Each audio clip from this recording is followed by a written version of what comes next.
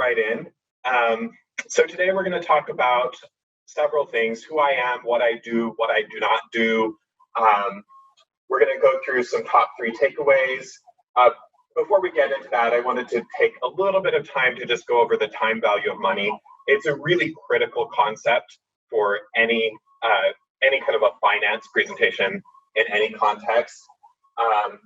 And we're going to focus on some tips and tricks that I have noticed while preparing my personal finances, and just a general knowledge that I have, some things that you can do to pinpoint really high value ways that you can target for your retirement savings and your long-term investment needs. So just getting into who I am, what I do, and what I do not do. I'm an attorney. I graduated from Georgetown, as Hsas said. I advise companies regarding employee benefit plans, 401k, etc. And I am not an investment advisor. I can't recommend specific stocks or other investments. The S&P 500 index fund is widely considered to be the gold standard for low-cost passive investing. Beyond that, I'm not an investment advisor. I can't tell you whether to pick Google or Apple. I actually don't recommend picking stocks at all. I don't think that's a terribly good use of your time for the vast majority of people. And so it's really not something that I would focus on. But in general, I would say, I also can't recommend investment management companies. I use Wealthfront for my personal investing, and it works really well. I've got a couple of notes in the slides that you can look at for why I like Wealthfront, and what are the things that I've noticed about them that make me happy. But there's a lot of other companies that do very similar things, and so I'm not going to say pick one specific company or one specific stock.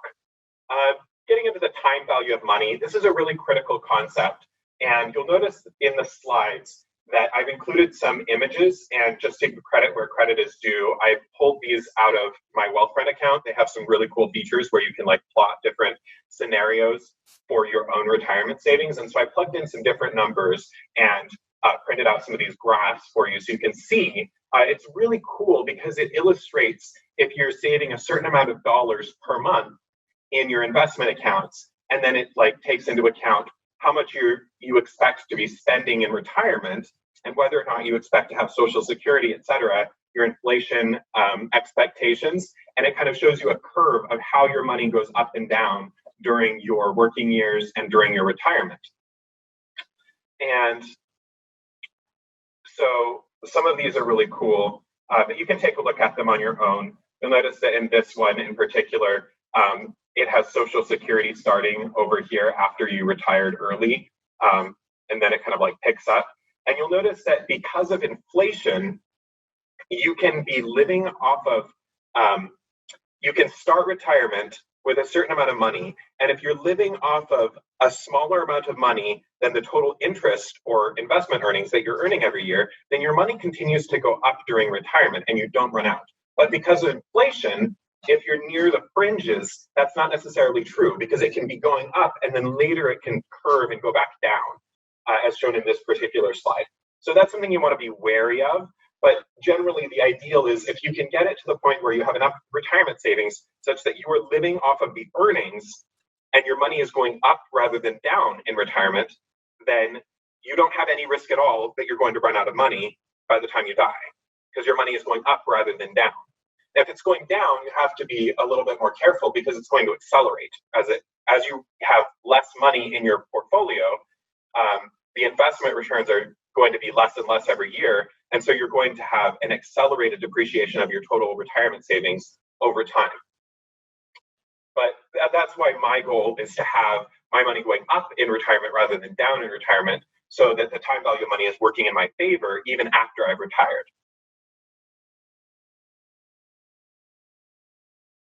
Top 3 takeaways. Don't pick stocks or try to time the market. Don't overinvest in conservative investments when you are young, and take advantage of tax advantage retirement accounts. And then there's also going to be a bonus takeaway that I'll spend a couple of minutes on at the end. Don't pick stocks or try to time the market. There is a very famous hypothesis. It actually shouldn't be called a hypothesis at this point because it's pretty well established, the efficient markets hypothesis. Essentially, this means that by the time you have read something in the news, the market price for a given stock has probably already accounted for it, which means that if you read something about Google, that means that Google stock is going to go up, and then you buy Google. By the time you've bought the Google stock, it's probably already peaked or come close to it, and then it's going to go back down, and you're going to lose out. Or you maybe at best, you're getting kind of a neutral return off of your Google investment. You can get around this if you trade on non-public information, but that's generally illegal, and I don't recommend it. Be very careful with that. Generally, the point is that if you are not, if your job is not to pick stocks and to literally pay attention to everything that's going on in the market and then kind of respond really immediately to news events, then it's probably not going to do you a huge amount of good to look at the news and, several hours after the news has come out, make some kind of a decision about which stocks to buy and which ones not to buy. And even people who do that for a living have difficulty, and there's a lot of risk involved with it. And you have to subtract the total amount of dollars that they could have been earning doing something else with their time from their return. And when you take out the fees that they would have to charge to pay somebody to manage their fund actively, or the fees that they have to pay themselves implicitly for their time to be actively managing their own investments, then frequently it ends up not being that great of a deal in the end. Really famous bet, the Warren Buffett bet in 2008. Warren Buffett offered an open $1 million bet, and he said, this basic low-fee S&P 500 index fund will outperform any hand-picked selection of hedge funds over 10 years. One company took him up on this bet and picked their funds, and then lost miserably. 10 years later, the hedge funds had a 2.2% annual average return after you subtracted out the really heavy fees. Buffett's S&P 500 index fund had a 7.1% average return. And we're talking about from 2008, which is just before the Great Recession, until 10 years later, 2018. And his average return over that period, which included, the 30, 50% big, huge market slump in 2008, 2009, still had an average return of 7.1%, which is pretty good. The general point is, be wary of investing in actively managed funds because they typically have really high fees, and the fees may not be made up for in the end. When you're looking for what to invest in, you want to find low fees. You want to make sure that your investments are diversified. And generally speaking, you want to go for all or nearly all equity or stock investments, at least for your long-term investment needs. I personally invest in all equity, all stocks, to the extent that I can. Why? Because I'm young. I'm saving for retirement, many decades in the future, and I expect my investments to go up and down through many recession cycles. So what I care about is what is the long-term expected return of my investments overall. I don't care about the short-term risk that a given individual company is going to go bankrupt unless I'm investing in one specific company, which I do not recommend. I recommend having a diversified portfolio because equity or stock investments tend to have relatively high long-term expected returns. And you want to take advantage of that long-term expected return while minimizing your risk by investing in a lot of different companies so that any individual company going bankrupt does not bankrupt you and your retirement savings. I included a little bit of information in the slides about the different expected returns that you can get from different kinds of investments. Equity and stock tends to be the best option. Derivatives can also get you a similar result, but be cautious with investing in derivatives. There's a lot of different kinds of derivatives, and some people like to play games with them, and sometimes people can get a good deal out of it, but I would just exercise caution. Make sure you know what you're getting into before you get into it. Bonds tend to be more medium risk volatility. You're expecting a 4% return rather than a 6 or a 7% return. But there's actually quite a variety of different kinds of bonds out there on the market. You have some bonds that are issued by companies that have really bad credit. and they might have an expected return that's higher, or they might have a promised return. They say, you invest in this bond and you can get 10% return per year, but if the company goes bankrupt, you don't get that. And so the value of investing in that bond might be the same as investing in a bond that gives you 4% return without that credit risk.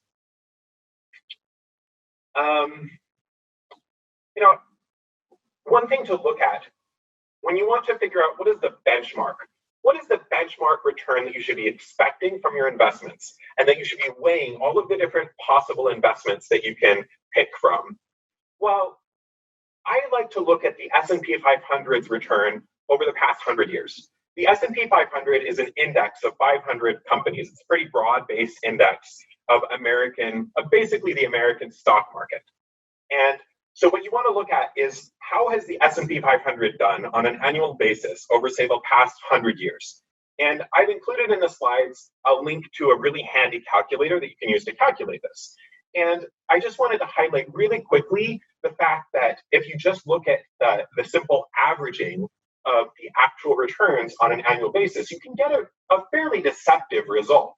If you look at a simple average of annual returns, you will find out that the S&P 500 has averaged about 11.65%, and that looks fantastic. The real results are still impressive, but they're not that good. And there's two things you have to do. One, you have to do an inflation adjustment in order to figure out what the real return is over time.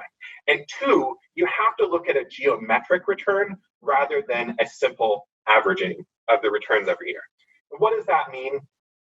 A simple average return, suppose you have $100 initially, and it goes up by 10% to $110 in year one. It goes down by 10% in year two, and then it gains 0% in year three. If you take 10, negative 10, and 0, and you just simply average that, you're going to get 0. So you think, oh, well, my $100 is still $100 at the end, because it had an average return every year of 0%. But that is not what actually happened. If it goes up by 10, and then it goes down by 10, well, the down by 10 is going off of $110 rather than off of a basis of $100. So it's actually going down by more than $10. It's going up by $10 and then going down by 11. And then it's going to stay the same. So you actually end up with $99 at the end of the day, which is different from $100.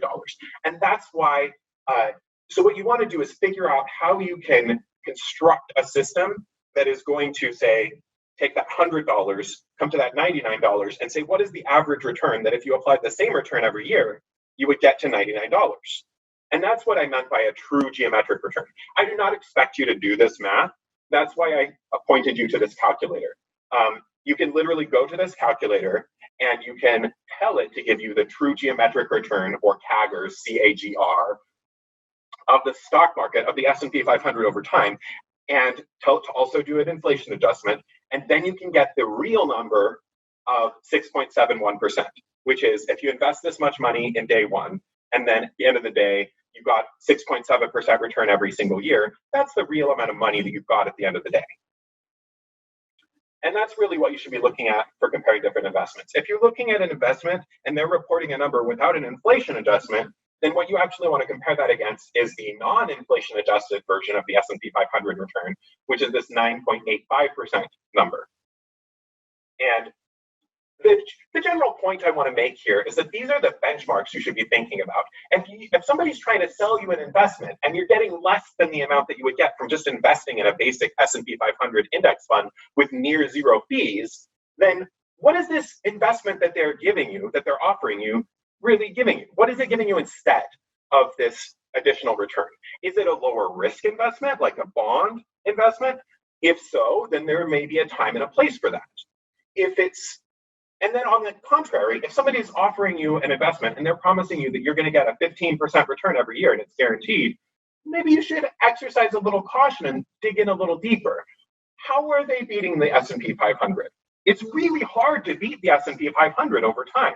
So how are they beating it? Look at the fees that they're charging. Are there hidden fees? Is there credit risk that they're not really highlighting? Is it a pyramid scheme? Are you getting scammed?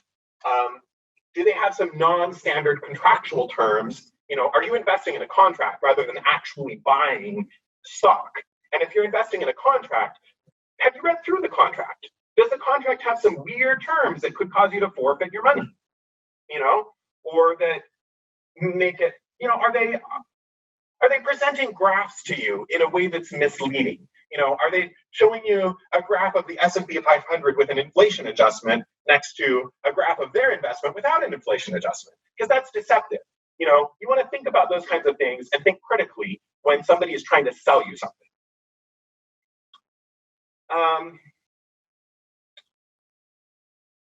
Critical point, diversification. We already mentioned that. If one company goes bankrupt, you lose all your money. So don't invest in just one company. Some companies will say, we have a plan and we're going to give you stock in our company, or we're going to try to encourage you to invest in stock of our company because we want you to have a stake in the company. And that's great. That's all well and fine. It's good for employees to be really gung-ho about the success of an individual company.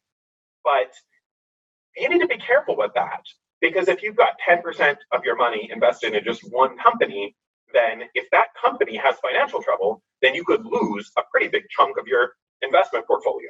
So, ordinarily, if you're invested in an S&P 500 index fund, then, maybe like a tiny percentage of your assets are invested in just one company. And if that one company goes down, there's probably some other company in that index that is going up at the same time.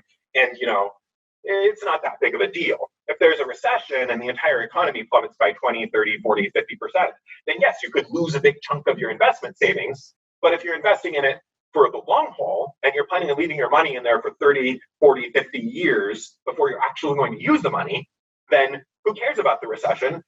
The economy will generally recover from the recession, and it will still have that long-term expected return of, it might not be 6.71%. History may not perfectly, mirror what's going to happen in the future. Maybe it will only be at 4% over the next 100 years, or 5%, or 6%, but maybe not. And the point is, you're probably not going to get like a 0% return or a 1% return if you just invest in a basic diversified portfolio of equity. So let's move on to the next couple of points. There's a little bit more information in the slides, and you guys can ask me some questions at the end if you want. But let's keep the thing moving. Anecdote. Whenever people hear that I have experience in tax law, they're always like, what are the best tax loopholes? How can we take advantage of those tax loopholes that we always hear about big fat cat Wall Street people taking advantage of? And in fact, there are few reliable tax loopholes that I have encountered in the code that are as tax advantageous as the rules governing your ordinary retirement savings. Typically, when you hear about big fat cats taking advantage of things, not always. Sometimes they're, getting pretty good deals, and sometimes they're really bending the rules to get there. But frequently, what they're doing is they have already maxed out their 401k, they've already maxed out their IRA, and they are trying to, they're investing another $100 million every year, and they're gaining all this money every year, and they have, completely maxed out the standard options, and they are just trying to max those standard options. They're trying to max the tax advantages, or even just one of the three big tax advantages that you can get from your standard 401k account. The three big tax advantages, by the way, money may be tax-free when you put it in. It may be tax-free while it's growing, which it grows faster if it's not being taxed every year, or it may be tax-free when you take it out. And for your 401k or your Roth or your IRA, whether it's Roth or regular, you're going to be getting 2 out of these 3 big tax advantages. For an HSA, you actually get all 3, and we're going to discuss that in a bit.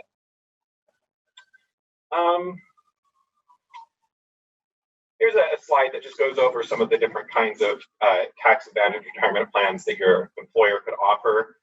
Typically, you're going to be looking at a 401k these days, but some employers still have a pension plan. Some employers have union negotiated plans. If you're working for a nonprofit or a governmental entity, you might get a special type of plan. But 401ks are standard, and so that's what you typically want to look for. So hit list, you want to make sure you're maxing out your IRA and your 401k before you start looking at other options typically. This is for retirement savings, by the way. You might need to have an emergency fund on the side. There are some options for getting distributions out of tax advantage retirement accounts, but you might end up incurring a penalty. Even if it's allowed, even if you have a hardship and you're allowed to take a distribution from your 401k plan early, you may end up paying a 10% penalty tax on it, and it might be taxable immediately when you take the money out. So, you may consider having some money on the side if you think that there's something. If you want to have a nest egg that's available for emergency funding, then you might want to fund that first. But for your long-term investment funding, if you just want to max out your tax advantage retirement accounts, this is the hit list. You want to get your IRA, your 401k, your HSA. There might be other tax advantage retirement accounts that your employers offer, and you want to look at those as well. IRA.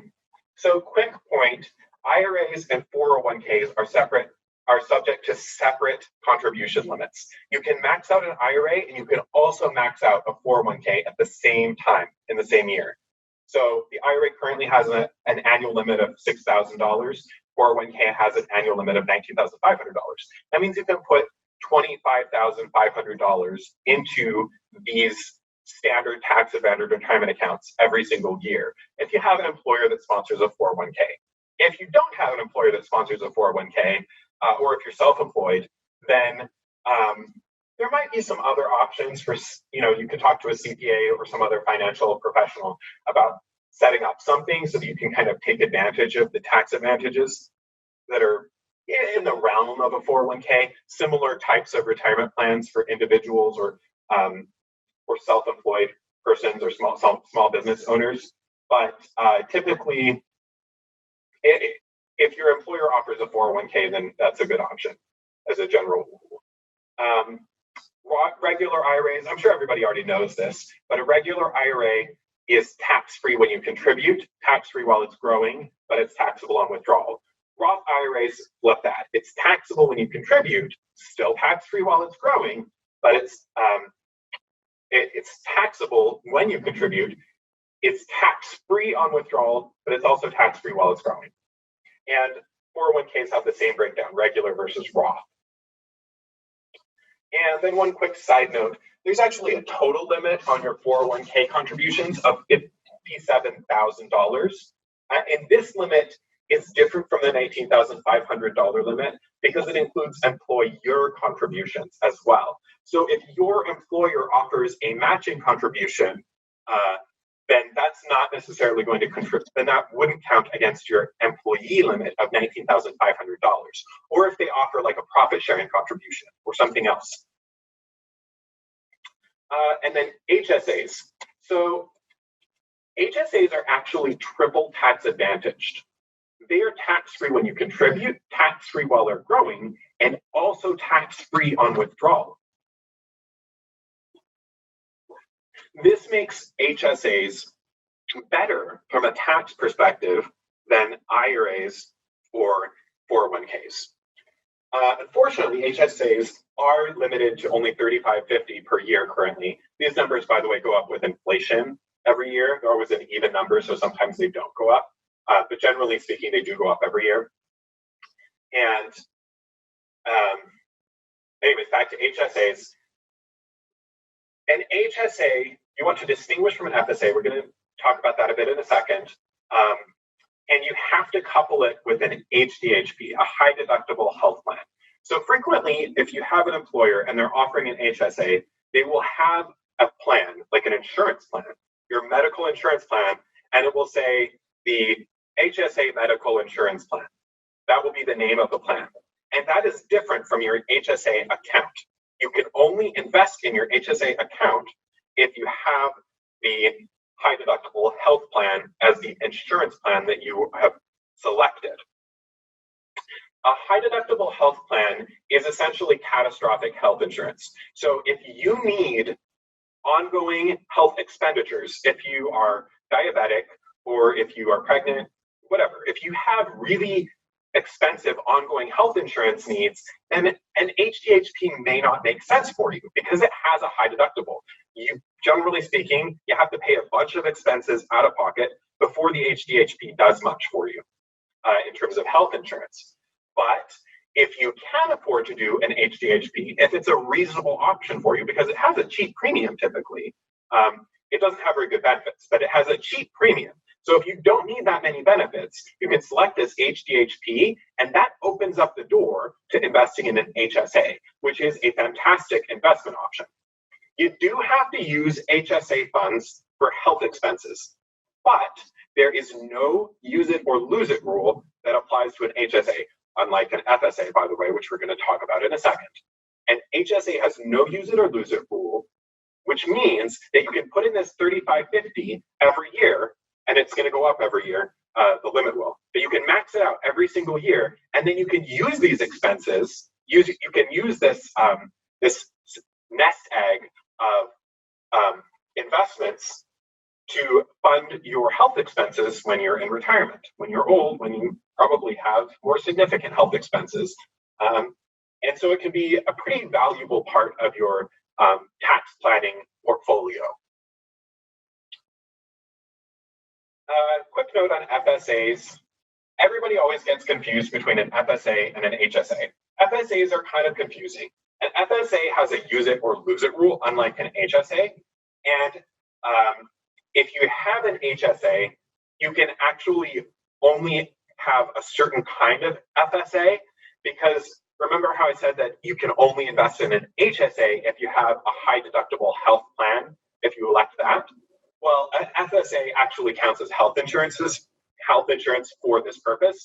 So if your FSA were to allow you to use the funds for regular health expenses, then that would actually violate the HDHP rule and preclude you from investing in the HSA. So sometimes employers will offer this limited purpose FSA, which lets you cover like vision and dental expenses, some side expenses off that are not included in your standard health insurance. And then they can couple that with an HSA. But typically you can't invest in a standard health FSA and an HSA at the same time. The use it or lose it rule is not good. That means that you max out your FSA and you don't use the funds, you forfeit the money at the end of the year. It's very bad. Some plans will have a very limited carryover provision, or they will have a limited grace period provision, where the grace period is a few months after the end of the year, where you can continue to incur FSA expenses and have them still come out of your prior year's budget without triggering the use it or lose it rule. Employers are actually not allowed to give you both the grace period and a carryover provision with the health FSA. And honestly, it's something I think they should change. It's a very annoying rule. And I don't like this. Employees get screwed up on this use it or lose it rule all the time, and they forfeit money. And it's just very frustrating. FSAs actually come in two flavors. There's a dependent care FSA and there's a health FSA. These are actually completely different entities. These are subject to different limits. You can use the money to pay for different kinds of expenses. So when your employer says that they have an FSA, ask if they have a dependent care FSA or a health FSA, because they're just very different things. And a health FSA can be used for health expenses, roughly the same expenses as the HSA, or maybe it's exactly the same. It's roughly the exact same health expenses as for an HSA, but a dependent care expenses FSA can only be used for dependent care expenses, which is a completely different category. Let's move off of this. I included some key terms in here. A grace period is the period of time after the end of the plan year in which you can continue to incur expenses that can be paid with the FSA contributions from the prior year's FSA. The run-out period is completely different. This is the period of time after the grace period ends, or if there is no grace period, then after the end of the year, in which you can continue to submit expenses that were actually incurred during the grace period or actually incurred during the prior year. And then a carryover, we already discussed. That's saying, maybe the FSA says you can carry over up to $500 of health FSA contributions that you didn't spend on health expenses to the next year. Bonus takeaway: avoid insurance-based investments.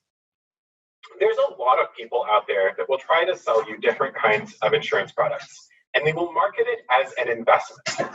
Generally speaking, this is not a good idea.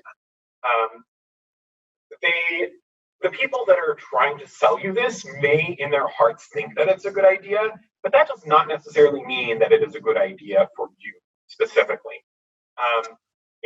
Frequently these are real insurance products. They have a real investment component in them. The seller is not necessarily trying to rip you off. They may well think that this is a good option for you, but they're just a little bit uninformed. Or maybe in some cases it's a good option. I'm not going to, completely say that none of these are good options. Just in my experience, frequently they're not as tax advantageous or as investment advantageous as a regular 401k or an IRA if you are talking about, the expected long-term return off of these kinds of contracts. And there are risks involved. They're frequently trying to take advantage of some specific tax code provisions relating to insurance. And, they're trying to kind of bend the law a little bit to kind of basically expand. The people who created this are essentially expanding the contribution limits for 401k and IRA kind of tax advantages, but in trying to cram this investment into the definition of insurance that's under the regulations or the statute, they end up making some decisions that are maybe not as good in terms of what investment options are being utilized as you could get under a standard 401k or an IRA. And then the other thing is that you are not actually purchasing investments typically. You are investing in a contract with the insurance company, which means that what you are entitled to depends on what that contract says. And that contract could say a lot of different things. And if you haven't read that contract, you don't know what it says, which means it is risky for you to invest in it without knowing what it says. And the person who is selling it to you, the agent who gets a commission off of selling it to you, probably hasn't read the contract themselves either or analyzed it specifically. They're just trying to sell, they're trying to sell a product and they're trying to make a commission. So my rule is if you want insurance, buy insurance. If you want an investment, then avoid insurance companies. And at least avoid insurance companies unless you have consulted with a qualified financial advisor who does not get paid a commission based on what you invest in. And they have told you that this is maybe a good idea in your circumstances. Maybe you're making a really high income and you've already maxed out your IRA and your 401k and your Hsa, any other, top tier opportunities that are available to you. Maybe it's something that will work for you. I don't know. I will let your tax advisor or your financial advisor tell you that that's a good idea.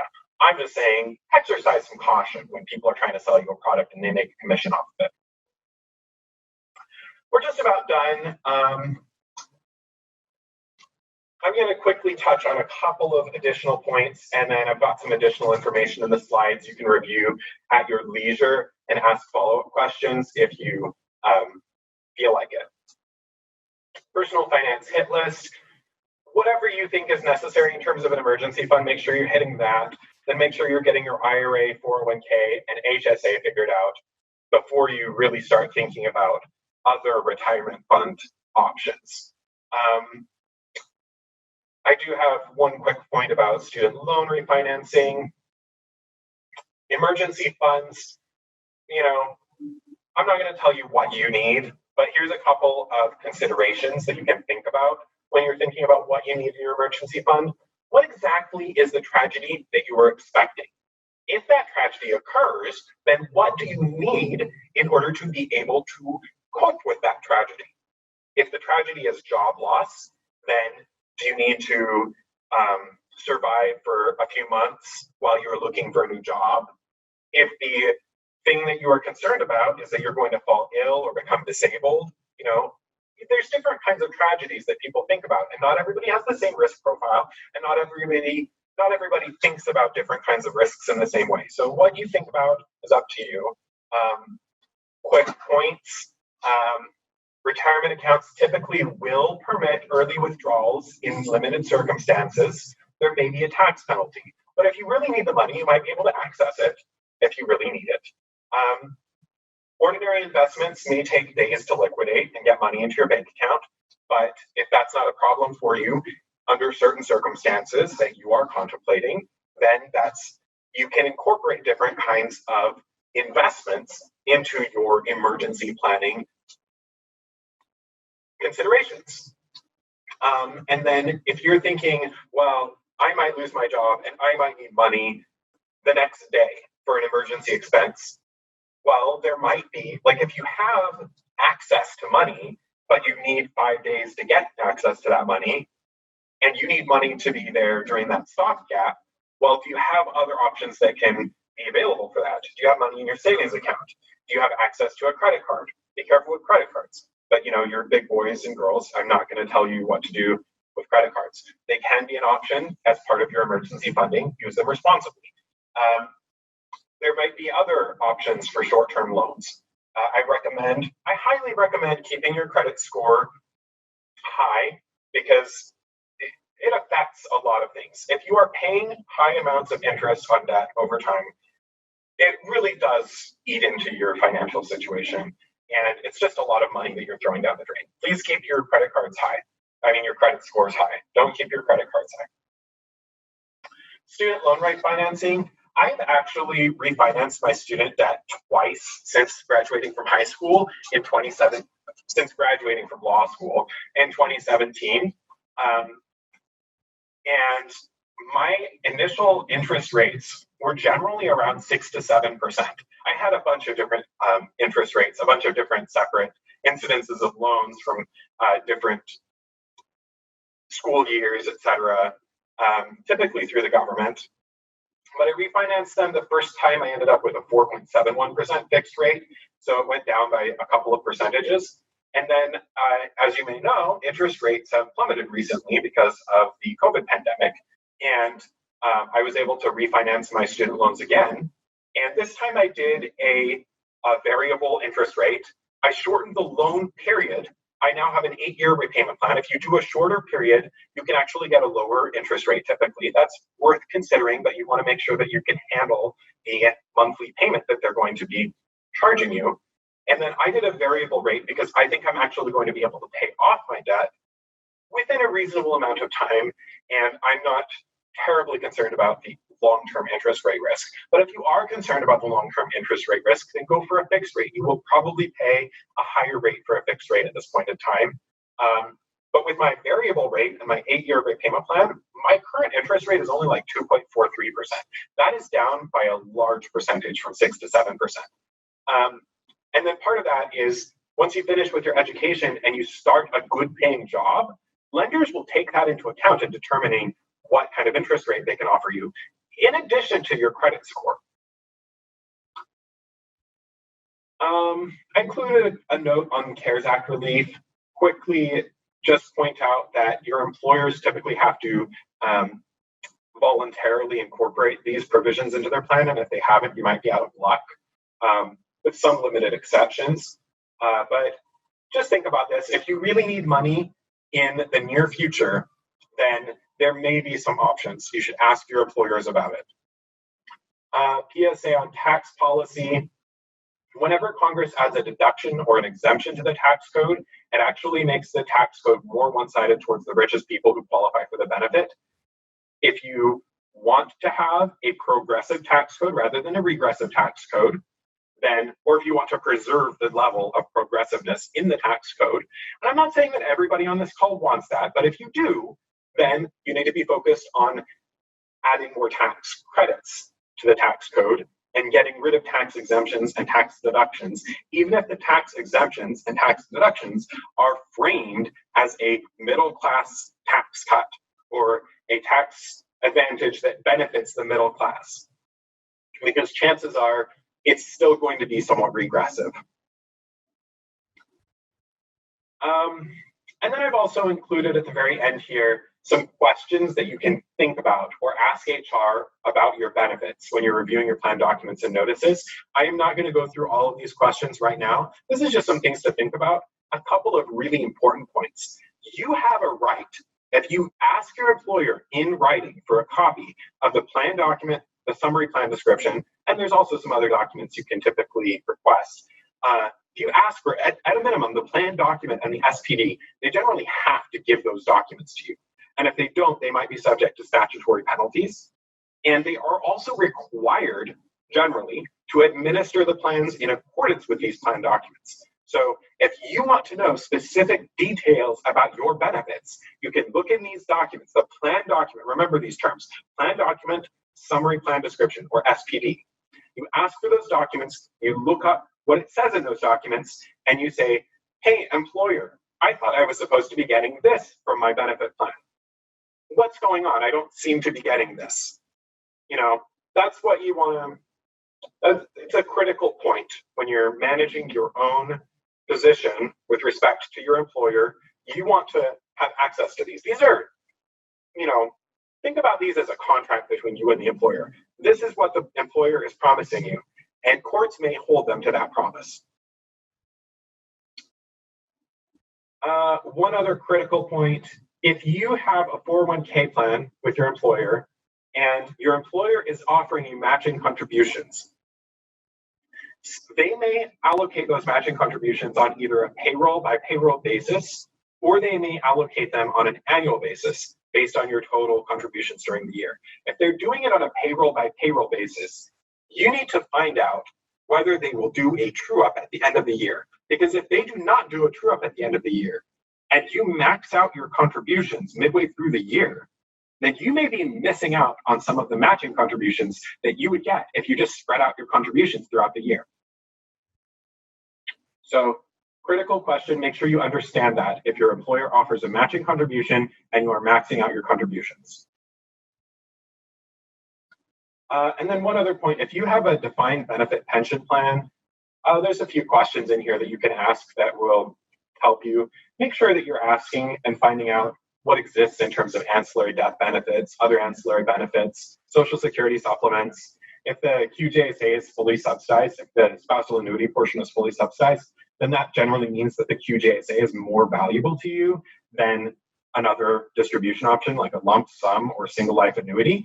So maybe consider taking advantage of the QJSA. It has a higher actuarial value if the spousal annuity is subsidized. What that essentially means, by the way, subsidized, what I mean by that, if you elect a single life annuity, that means you're getting a total like $1,000 a month for the rest of your life.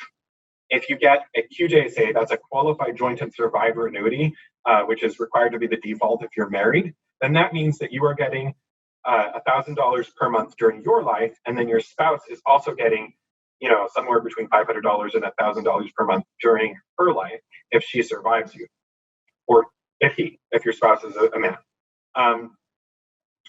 And so plans are required to give you this QJSA, this qualified joint and survivor annuity, as a default option, but they can do an actuarial adjustment to a dollar value of each monthly benefit if they're giving you that survivor annuity, because that has some value. The fact that you might get those additional payments after you die going to your spouse, that has some value. So maybe they're only giving you $900 a month while you're alive. If it's subsidized, that means that you're still getting the full $1,000 while you're alive, and then your spouse is also getting that dollar value after you die. And so that means your total benefit is more valuable actuarially if you're getting this qualified joint and survivor annuity that's fully subsidized. Just one niche little issue. If you have a pension plan, they're becoming less common these days. If you have a pension plan, these are some questions you can ask to make sure you really understand your benefits. There's lots of other questions you can ask. This is just a couple of ideas. A few other tips. Keep track of your former employer plans. If you have a 401k with a former employer, you can generally have the amounts rolled into your current 401k or rolled into an IRA. That typically makes it easier to keep track of it. But what you don't want to have happen, and what actually happens these days, by the way, quite frequently, you forget about your former employer. They had a pension plan or 401k plan or whatever, and then 40 years from now, you become eligible for Social Security. And the Social Security Administration noted some notations regarding these benefit plans on your W-2s from 30 to 40 years ago. And they send you a letter. And the letter says, based on our records, we think that you may be entitled to benefits under these plans with your former employers. And you don't remember what benefits you're entitled to. And your employer either didn't keep records or you actually were paid out. And either way, you come asking your employer for your benefit, and nobody has any records of this benefit. And you don't know, were you really entitled to this benefit or not? Just keep track of your benefits. If you come to that point and you actually are entitled to a benefit, then you want to be able to prove it so that you can actually get your benefit from your former employer. If you were not entitled to that benefit, then you don't really want to harass your former employer either. Get things in writing. That's always a good option, a good life skill tip. Quick note on distribution restrictions. We already went over this. You may be entitled to take a distribution early from certain retirement plans, but you might incur a penalty by doing so. So you want to be careful. You want to think about what you need in terms of emergency funding before you start getting money locked up in these types of tax advantage retirement accounts. But at the same time, they're valuable options. You generally want to max them out to the extent that you can. Some disclaimers at the end. I'm not your attorney. I'm not your investment advisor.